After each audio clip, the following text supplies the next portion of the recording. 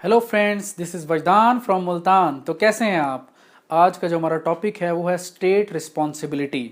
State responsibility पर आने से पहले मैं आपको एक सिचुएशन आपके सामने रखूंगा और उस सिचुएशन से हमें पता चलेगा कि ये टॉपिक जो है कितना अहम है और इस टॉपिक से हम क्या चीज़ें डिराइव करेंगे, क्या रिजल्ट्स निकलेंगे, क्या कंक्लूजन्स हमारे सामने आएंगे।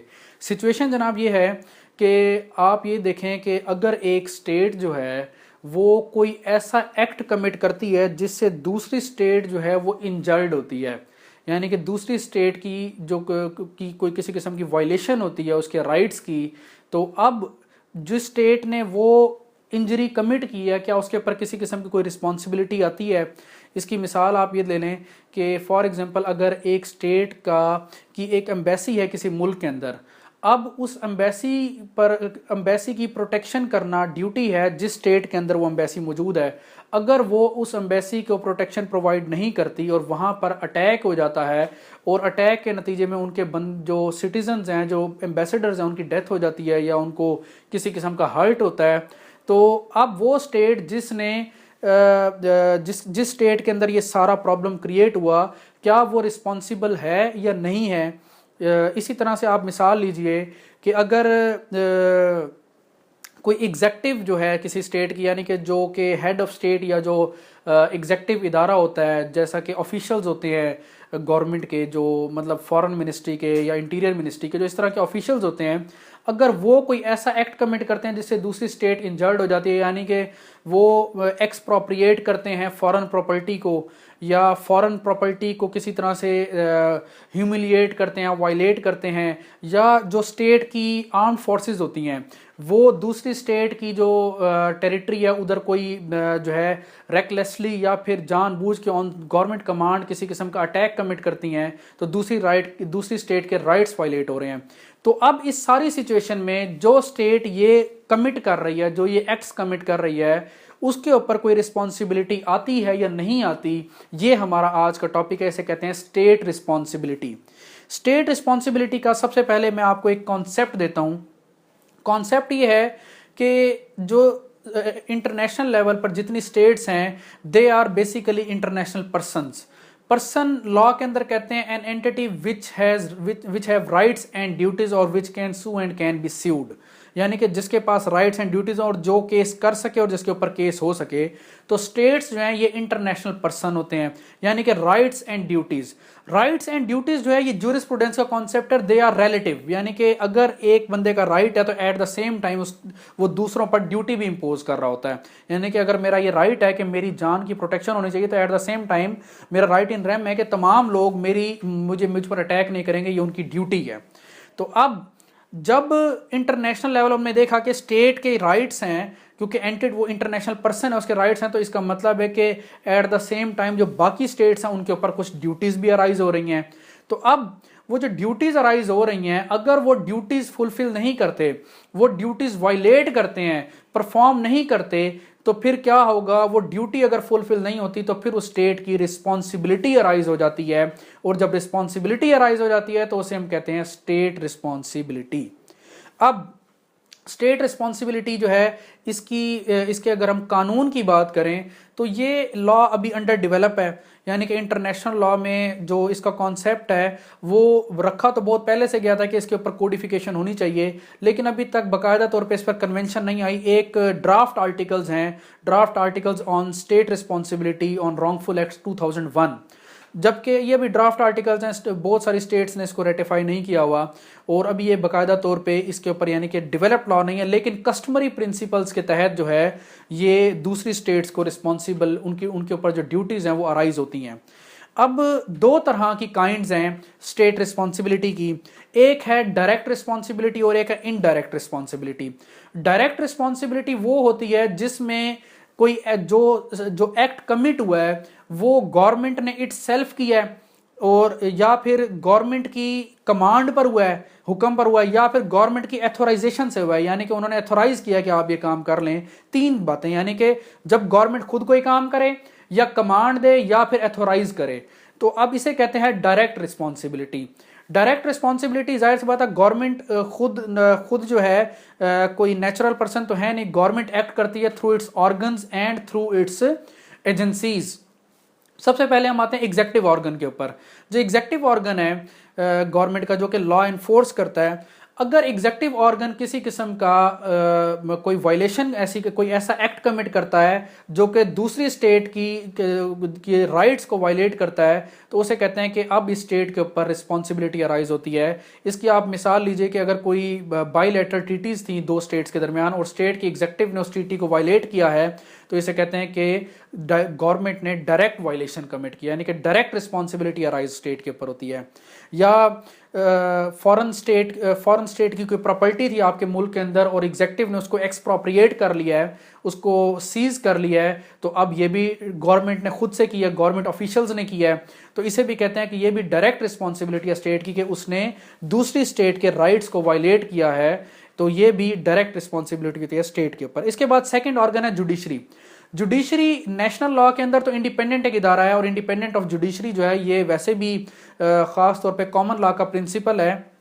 जो इंडिपेंडेंट ऑफ जुडिशरी है ये इंटरनेशनल लेवल पर नहीं देखा जाता, यानी कि अगर एक स्टेट जो है उसके अंदर जुडिशियल ऑर्गन कोई ऐसा काम करता है जिससे इंटरनेशनल लेवल पर जो है या कोई इंटरनेशनल ऑब्लिगेशन वायलेट होता है, तो अब स्टेट उस पर रिस्पॉन्सिबल हो जाती है। इसकी आप मिसाल लें कि जो एम्बेसडर्स होते हैं उनको इम्यूनिटी देना, उनकी जो उनको म्यूनिसिपल कोर्ट से इम्यूनिटी जो है वो उनका राइट होता है एट इंटरनेशनल लॉ।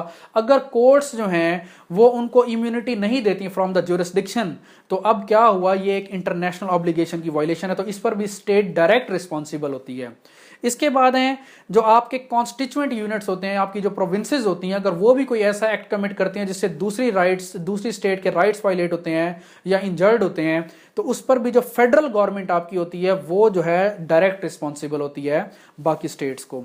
इसके बाद हैं acts of forces, armed forces, यानी कि अगर आपकी फोर्सेस जो हैं वो गवर्नमेंट की कमांड के ऊपर या गवर्नमेंट की ऑथराइजेशन के ऊपर या रेकलेसनेस की बुनियाद पे, यानी कि नेग्लिजेंस की बुनियाद पे कोई ऐसा एक्ट कमिट करते हैं जिससे दूसरी स्टेट की प्रॉपर्टी जो है डैमेज हुई है या उनके लोगों को नुकसान पहुंचा है, तो उस पर भी स्टेट की डायरेक्ट रिस्पॉन्सिबिलिटी अराइज होती है।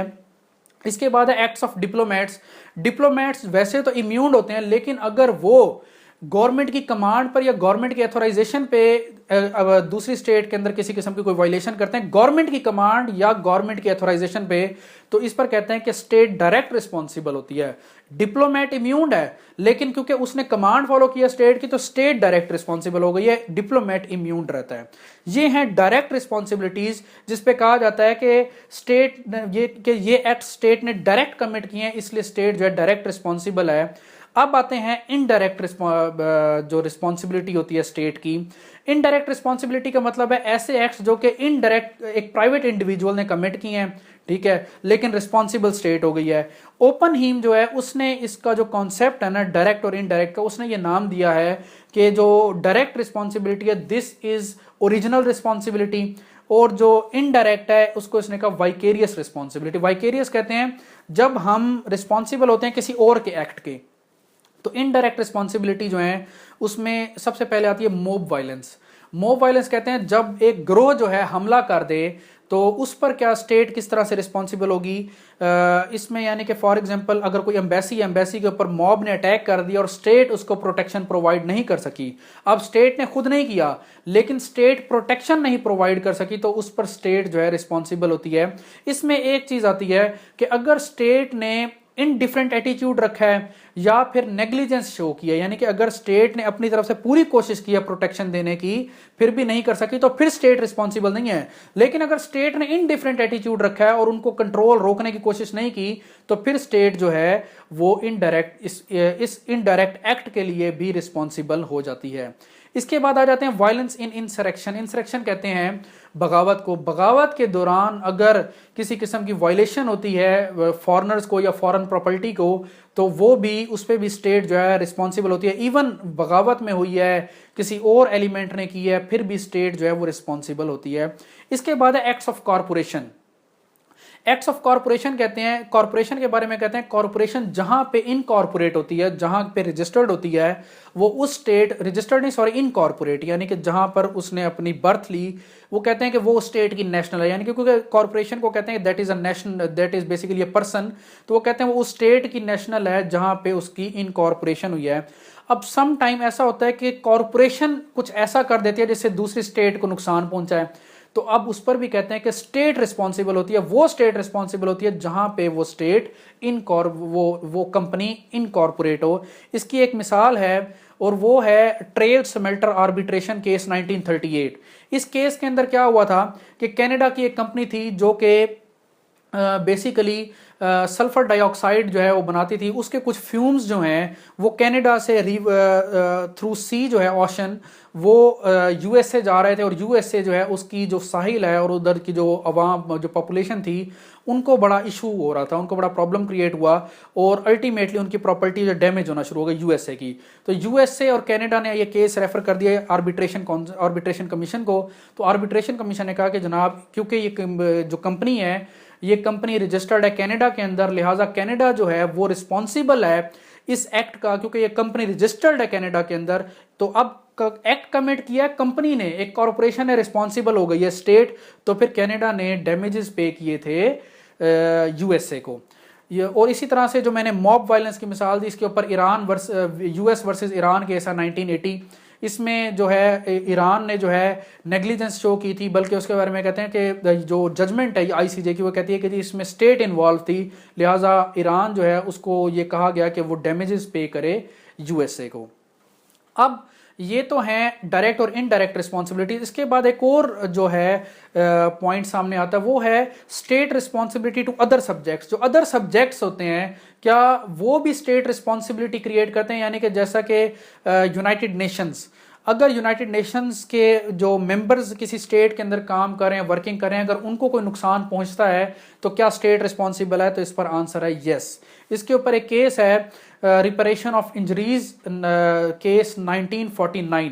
इसमें यूएन के जो रिप्रेजेंटेटिव थे एट पैलेस्टाइन, उसमें इसराइल जो है उन्होंने उस यूएन के रिप्रेजेंटेटिव को कत्ल कर दिया। तो फिर यूएन के जो सेक्रेटरी जनरल हैं उन्होंने क्लेम किया कि हमें जो है जो इसराइल है वो डैमेजेस पे करे, क्योंकि इसने हमारा जो रिप्रेजेंटेटिव है उनका मर्डर कमिट किया। तो फिर इसराइल जो है डायरेक्ट रिस्पॉन्सिबल हो गया था यूएन के बंदे को मारने के लिए, यानी कि एक अदर सब्जेक्ट्स है, स्टेट किसी और सब्जेक्ट को जो कि इंटरनेशनल का सब्जेक्ट है जैसा कि इंटरनेशनल ऑर्गेनाइजेशन, तो उसके लिए भी स्टेट डायरेक्ट रिस्पॉन्सिबल हो जाती है।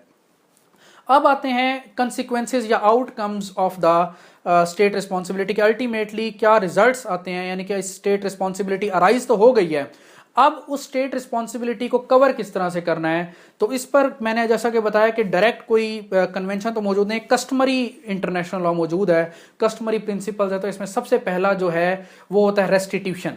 रेस्टिट्यूशन कहते हैं कि री एस्टेब्लिश द सिचुएशन, के अगर एक स्टेट ने कोई ऐसा एक्ट कमिट किया जिससे दूसरी स्टेट का नुकसान हुआ, तो अब वो जो पहली स्टेट है जिसने वो एक्ट कमिट किया वो उस सिचुएशन को री एस्टेब्लिश कर दे, रीन्यू कर दे, तो उससे कहते हैं कि अब जो है वो दूसरी स्टेट का जो राइट्स वायलेट हुए थे वो कंपनसेट हो जाएंगे। सेकेंड होता है इंडेमनिटी।